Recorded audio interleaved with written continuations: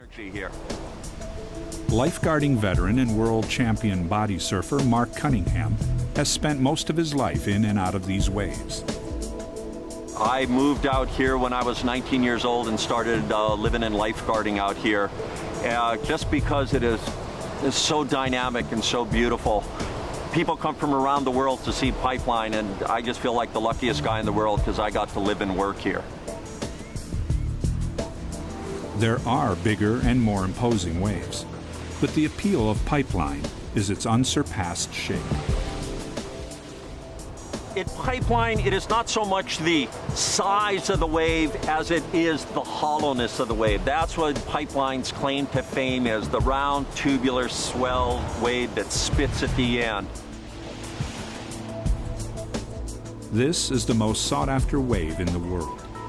For those who have experienced it, there's nothing like riding inside the pipe.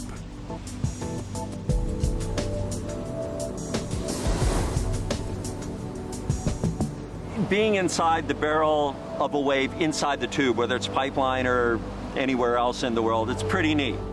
It's just a real thrill to be playing in Mother Nature.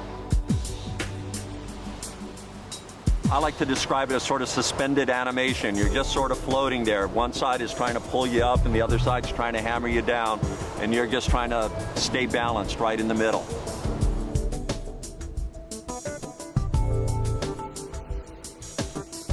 Gliding between a wave and a waterfall, the surfer seems to defy the force of gravity. But other forces far away combine to send these swells hurtling toward Oahu.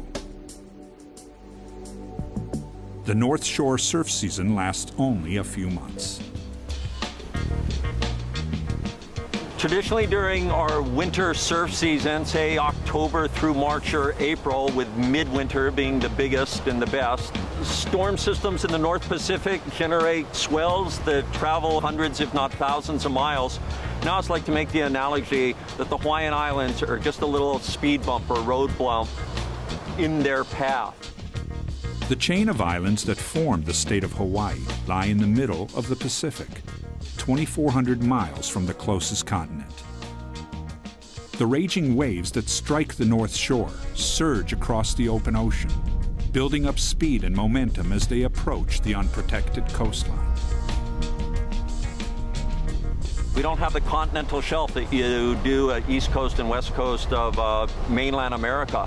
And so the reefs offshore, our sandbars, our beaches, the first things that get in the way of these swells, and they unload. They just have a ton of force coming down.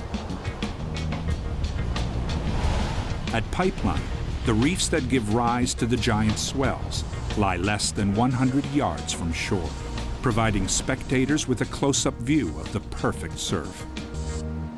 I think part of the fame and allure for Pipeline is how viewer-friendly it is. On the real big, good holidays, you can just about feel the beach shake. These winter swells generate a palpable energy that's channeled down the entire coast.